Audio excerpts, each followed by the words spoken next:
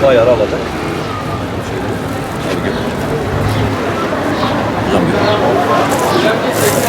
Annem. Selam hocam, hoş geldin. Şimdi biz... Arkadaşımız Kıbrıs'tan gelmiş. Evet, selamlar, merhabalar. Kıbrıs'tan geldik. Tam ayarını yapıp teslim edeceğim inşallah. Tamam. Bize bir şey de verirsen. Sayın mı? Küp mü istiyorsun? Evet. Tamam. Onu da diyor. İstemiyorum.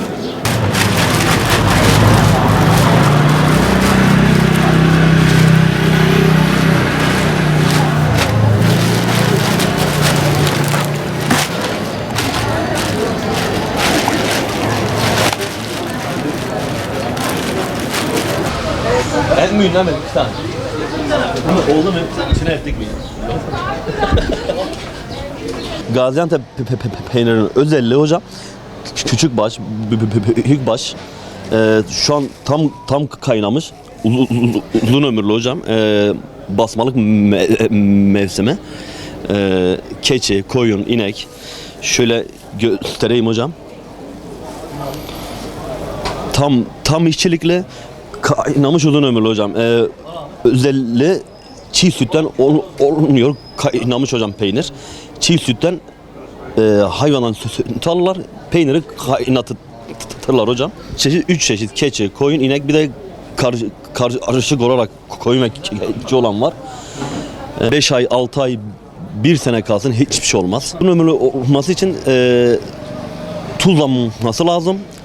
Su ayarı yapılması hocam lazım. Yani eski isimle salamura olması lazım. Uzun ömürlü olması için. Eşkil suyunu atar ve uzun ömürlü olur hocam.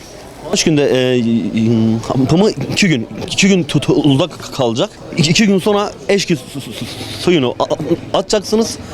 Olduğu gibi salam ayarını diyorsunuz hocam. Hiçbir şey olmuyor hocam. 5 ay 6 ay kalsa hiçbir şey olmaz. Kahvaltı için tosta, gözleme, sıkma, su böreğine, irmik helvasına her türlü kullanılabilir. 3 öğün sabah, öğle, akşam. Yani her öğünde tüketilen hocam bir şeydir.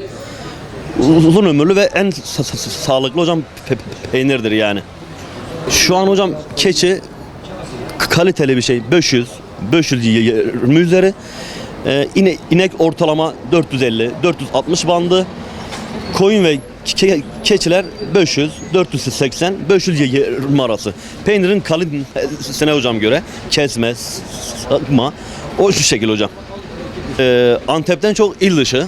Yani Antep'te tabi alıyor da ekseri il dışına full hocam yapıyoruz. Çalışıyoruz hocam.